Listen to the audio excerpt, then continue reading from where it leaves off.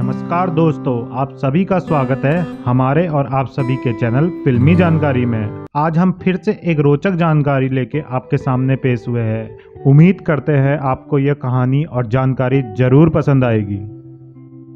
बॉलीवुड के सिकंदर रहे अभिनेता दिलीप कुमार की फिल्मों को तो हर किसी ने देखा होगा, लेकिन उनकी पर्सनल लाइफ के बारे में बहुत ही कम लोगों को पता है। तो आज हम आपको अभिनेता दिलीप कुमार की लव लाइफ के बारे में बताने जा रहे हैं। बॉलीवुड के सिकंदर रहे अभिनेता दिलीप कुमार ने इंडस्ट्री को उभरते हुए देखा। वो दौर था जब सिनेमा जगत में सब कुछ कैमरे के दम पे नहीं बल्कि खुद के दम पे करना पड़ता था। उस समय में दिलीप कुमार ने लोगों के दिलों में जो छाप छोड़ी वो आज भी जिंदा है और सदियों तक उन लोगों की जिंदा दिली अभिनय को भूल नहीं पाएंगे। दिलीप कुमार की फिल्मों के बारे में तो हर कोई जानता है, लेकिन उनकी पर्सनल लाइफ के बारे में बहुत कम ही लोगों को पता होगा। तो यहाँ हम अभिनेता दिलीप कुमार की निजी जिंदगी से जुड़े हर पहलू से आपको रूबरू कराएंगे।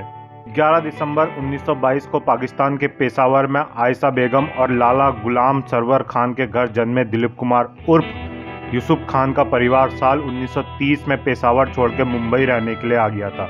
इसके बाद 1940 में दिलीप कुमार अपने पिता से किसी बात को लेकर नाराज होकर 18 साल की उम्र में घर छोड़ने का निश्चय कर लिए और पुणे के लिए निकल पड़े। पुणे में दिलीप कुमार ने कई सारे छोटे मोटे बिजनेस किए। फिर वो बॉम्बे टॉकीज की मालिक और एक्ट्रेस देविका रानी से मिले। वो उन्हें 1250 रुपये वार्षिक सैलरी पर रखने को तैयार हो गई। शुरुआत में दिलीप कुमार स्टोरी राइटिंग और स्क्रिप्ट राइटिंग में मदद किया करते थे। क्योंकि वो उर्दू भाषा के अच्छे ज्ञाता थे, वे इन कामों को 2 साल तक करते रहे। इस दौरान देविका रानी के कहने पर वह यूसुफ से दिलीप कुमार बन गए। अब तक इस बारे में उन्होंने अपने परिवार को कुछ नहीं बताया था। उनके कातिलाना लुक की वजह से उन्हें 1944 में ज्वार भाटा फिल्म में लीड रोल के लिए कास्ट कर लिया गया, जिसके बाद फिर दिलीप कुमार ने बॉलीवुड में एक से बढ़कर एक हिट फिल्में दी, जिसमें 1949 में अंदाज, 1950 में जोगन, 1951 में हलचल, 1955 में देवदास जैसी हिट फिल्में शामिल हैं। 50 और 60 के दशक में जब अभिनेता दिलीप कुमार फिल्मी दुनिया में धूम मचा रहे थे, उस दौरान उनका नाम कई एक्ट्रेस के साथ जोड़ा गया। इसमें से एक अभिनेत्री कामिनी कौशल है। कहा जाता है कि दिलीप कुमार एक जमाने में एक्ट्रेस कामिनी कौशल के प्यार में पागल थे। इतना ही नहीं, कामिनी कौशल भी एक्टर से पागलों की तरह प्यार करती थी। दोनों ने पहली बार साल 1948 में आई फिल्म शहीद में एक साथ काम किया था। इसी फिल्म के जरिए दोनों की दोस्ती हुई और दोस्ती धीरे धीरे प्यार में बदल गई। कामिनी भी दिलीप कुमार से प्यार तो करती थी, लेकिन वो पहले से ही किसी और के साथ शादी के बंधन में बंध चुकी थी। इसके बावजूद एक्ट्रेस ने एक्टर संग अपना रिश्ता कायम रखा। कामिनी की बड़ी बहन की सड़क दुर्घटना में मौत हो गई थी, जिसके कारण एक्ट्रेस का पूरा परिवार चाहता था कि वो अपनी मरी बहन के पति से शादी कर ले।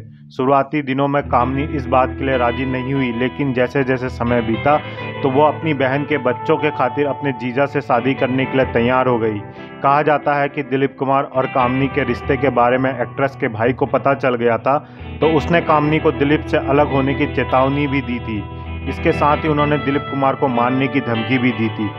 अंततः परिवार और सामाजिक दबाव के कारण दोनों का रिश्ता समाप्त हो गया।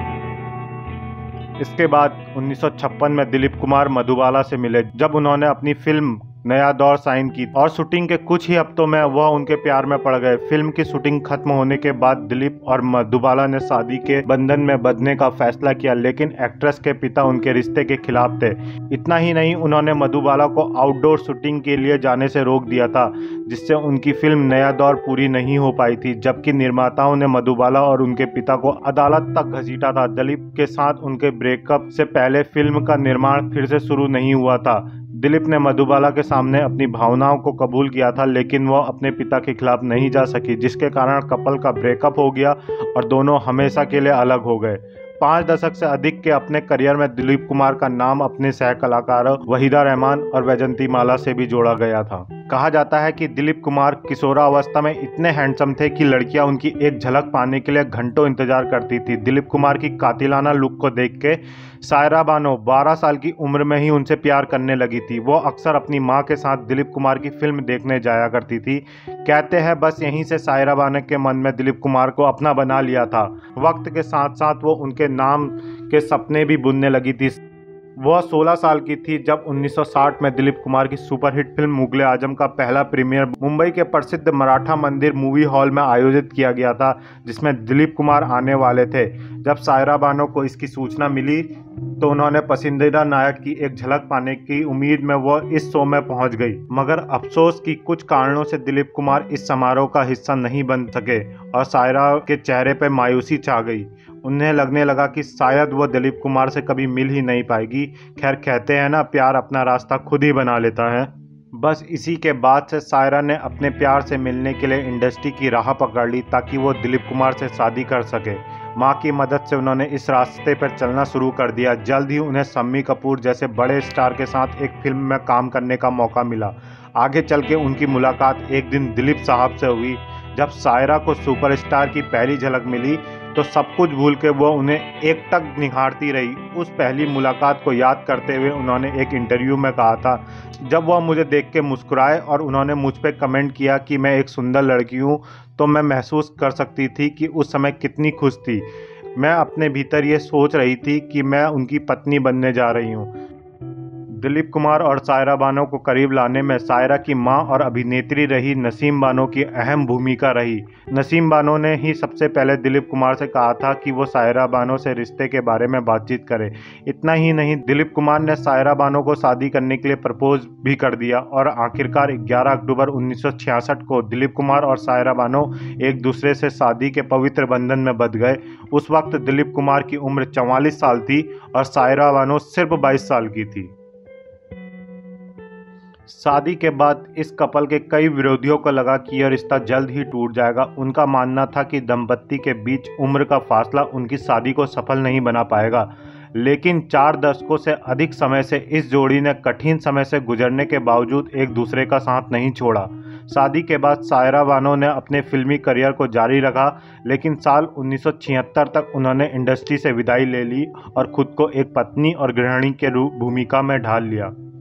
हालांकि यह सब जानते हैं कि सेलिब्रिटी का विवाह वास्तव में विवादों के बिना कभी पूरा नहीं होता, तो ऐसे में इस कपल के बीच भी विवाद सामने आया जब 1980 के दशक में दिलीप कुमार एक पाकिस्तानी महिला आसमा के साथ एक विवादित प्रेम प्रसंग में उलझ गए, जो शादीशुदा थी और उनके बच्चे भी थे। दिलीप कुमार ने आसमा से साल 1979 में गुपचुप तरीके से शादी भी रचाई, लेकिन फिर एक्टर ने 2 साल बाद तलाक दे दिया और दिलीप कुमार वापस सायरा के पास आ गए। इस तरह जीवन के सभी सुखों दुखों में दोनों चट्टान की तरह एक दूसरे के पास खड़े रहे। दोनों एक दूसरे को भगवान का सबसे बड़ा उपहार मानते हैं। दिलीप कुमार ने अपनी जीवनी Dilip Kumar the substance and the shadow में भी कहा है कि आसमा के जीवन का अध्याय वह स्मृति है जिसे वो भूलना चाहते हैं। वास्तव में उन्होंने और सायरा ने इसे गंभीर गलती के रूप में माना है। सायरा कभी मां क्यों नहीं बन पाई, इसके पीछे की एक वजह है। दिलीप कुमार ने अपनी एक ऑटोबायोग्राफी में इसकी वजह बताई। उन्होंने कहा, 1972 में सायरा पहली बार गर्भवती हुई, लेकिन 8वें महीने में उन्हें ब्लड प्रेशर की समस्या हो गई। इस दौरान भ्रूण को बचाने के लिए सर्जरी करना संभव नहीं था और दम घुटने से बच्चे की मौत हो गई। बाद में पता चला कि यह बेटा था। इस घटना के बाद सायरा कभी प्रेग्नेंट नहीं हो सकी। इस दर्द भरी घटना के बाद दोनों बुरी तरह से टूट गए थे। बाप न बन पाने की तीस कहीं न कहीं इस एक्टर के दिल में रह गई। दिलीप कुमार टेस्टिकुलर कैंसर से पीड़ित थे और लंबी बीमारी के बाद 7 जुलाई 2021 को 98 वर्ष की आयु में सुबह 7:30 बजे हिंदुजा अस्पताल मुंबई में दिलीप कुमार जी का निधन हो गया। दोस्तों, आपको दिलीप कुमार कैसे लगते थे और दिलीप कुमार और सायरा बानो की स्टोरी आपको पहले पता थी या नहीं, हमें कमेंट बॉक्स में ज़रूर बताइएगा। ऐसी ही और रोचक जानकारी जानने के लिए आप हमारे चैनल फिल्मी जानकारी को सब्सक्राइब भी कर सकते हैं। बस बेल आइकन दबाना मत भूलिएगा। धन्यवाद।